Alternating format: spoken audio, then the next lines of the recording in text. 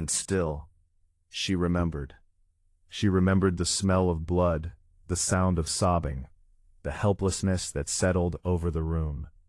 She remembered how power failed in the face of violence, how grief exposed the limits of ceremony.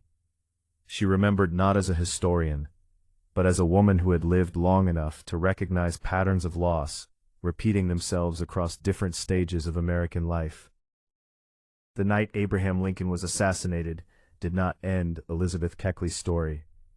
It sharpened it. It confirmed what she had always known, that history is not only written by those who lead, but endured by those who stand close enough to see the truth, and are then expected to disappear.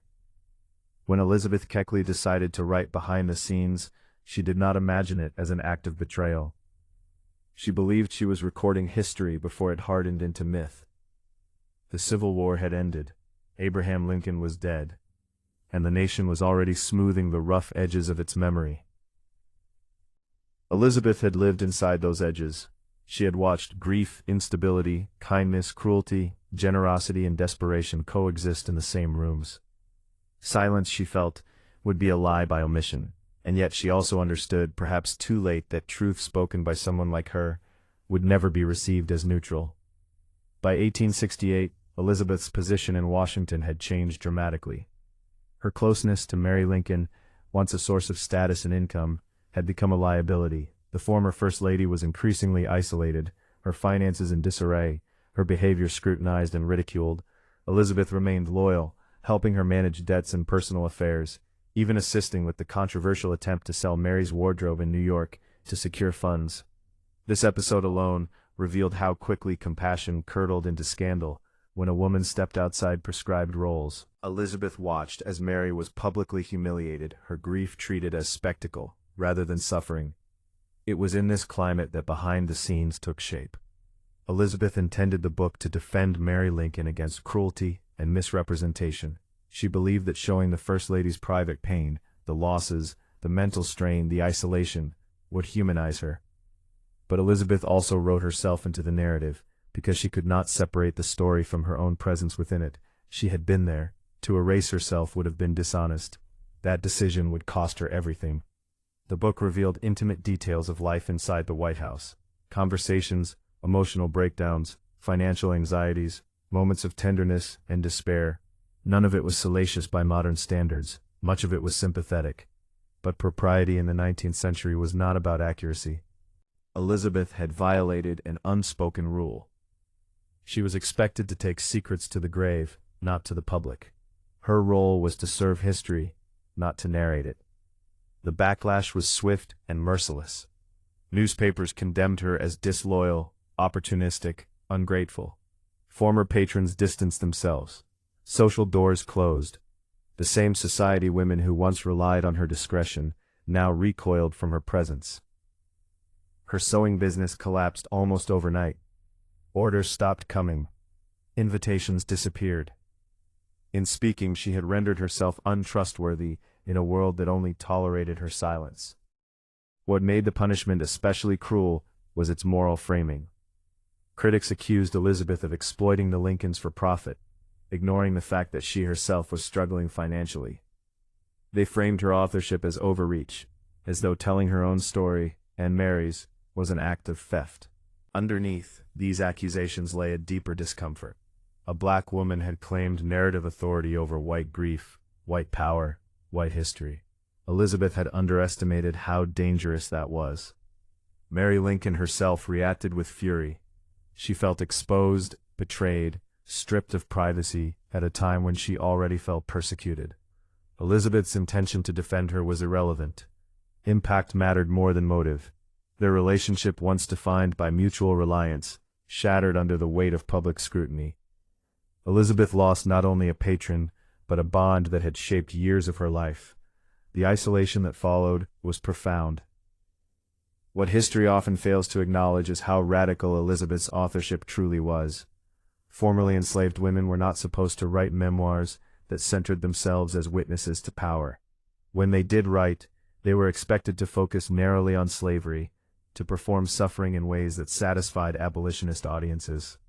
Elizabeth did something different. She wrote about proximity, about what it meant to move through elite spaces without belonging to them, to know secrets without owning power, to care deeply without being protected in return. The response made clear that the nation was not ready for that perspective. Elizabeth was not corrected, she was erased. Libraries stocked the book, but society disowned the author. She did not profit from the publication. In fact, it accelerated her decline. With her income gone and her reputation damaged, she struggled to support herself. The book that was supposed to preserve memory instead became evidence used against her character. There is a particular cruelty in how Elizabeth was judged for honesty after a lifetime of enforced silence.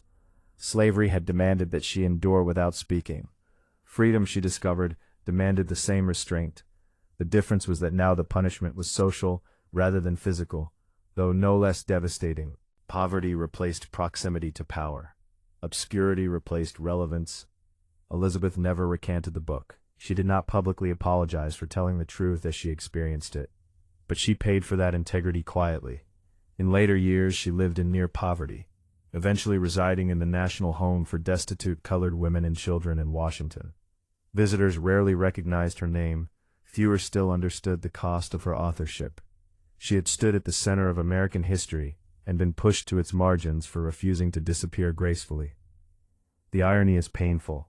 Historians now rely on behind the scenes as a valuable primary source. It offers insight no official record could provide. Yet during Elizabeth's lifetime, that same insight rendered her suspect. Her punishment reveals something uncomfortable about how history is curated, not by truth alone, but by who is allowed to speak without consequence. Elizabeth Keckley learned too late that proximity to power does not grant protection once usefulness ends. While she served, she was praised for loyalty. When she spoke, she was condemned for betrayal. The line between the two was never hers to define. It was drawn by those who expected her gratitude to outweigh her humanity. The book did not ruin Elizabeth Keckley because it was false. It ruined her because it was true in ways that unsettled comfortable narratives. It revealed that grief is messy, that power is fragile, that intimacy across racial lines is conditional and easily revoked. And it asserted, quietly but unmistakably, that a black woman's memory mattered. In the end, the greatest secret Elizabeth Keckley exposed was not hidden behind the curtains of the White House. It was the cost of truth-telling in a society built on selective memory. She survived slavery, navigated power, and endured national tragedy, only to be undone by honesty. And still, her words remain, long after the voices that tried to silence her have faded, bearing witness to a history that could not fully erase her. Elizabeth Keckley did not fade from history in a dramatic fall. She receded slowly, quietly, in a way that mirrored how she had lived much of her life, useful, present, and increasingly unseen. After the publication of Behind the Scenes and the social backlash that followed, there was no public reckoning, no second chance offered. Society simply moved on without her.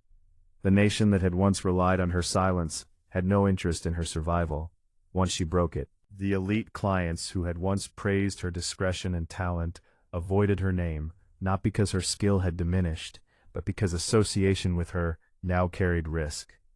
In Washington's rigid social hierarchy, reputation was currency, and Elizabeth's had been deliberately devalued. She was not accused of lying, she was accused of knowing too much and daring to say it. The punishment was isolation. Financial insecurity became constant. For a woman who had once dressed the First Lady and moved through halls of power, this decline was not only material, but psychological. Elizabeth understood loss intimately, but this was a different kind of erasure. She had not been cast out by law or force. She had been quietly excluded, her usefulness reclassified as inconvenience.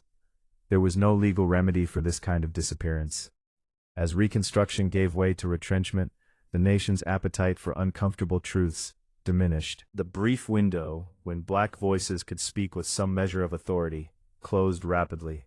Elizabeth's memoir, once controversial, became an awkward artifact, too intimate for polite society, too nuanced for simplified narratives of progress. She was not embraced by emerging black institutions either. Her closeness to white power made her story difficult to categorize. She belonged fully to neither world. Her later years were marked by diminishing health. Her eyesight failed, a cruel loss for a woman whose livelihood had depended on precision and detail. Sewing, once her path to survival, became impossible. With no steady income and limited support, she eventually entered the National Home for Destitute Colored Women and Children. The irony was profound. A woman who had once stood beside the First Lady now relied on charity to meet her most basic needs. Inside the home, Elizabeth lived among women whose lives had also been shaped by exploitation and neglect. Few recognized her name, fewer still knew her history. She did not correct them. She had learned long ago that survival did not always require recognition.